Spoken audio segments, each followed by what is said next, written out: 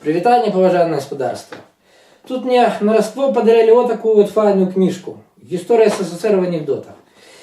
И это мне навело на мысль, чего не зробить подборку белорусскомовных анекдотов.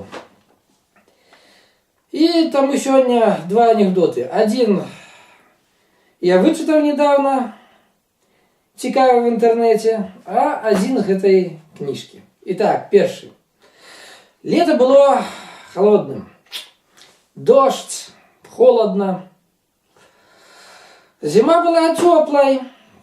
Слякоть, грязь. Зато плюс 8. Стабильность.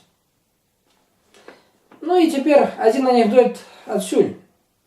Глухая ночь. Стук у двери. Все у паницы ускокивают. На выход с речами.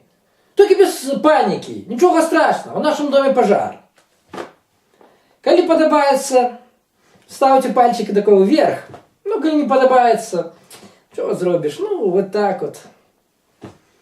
До побачення.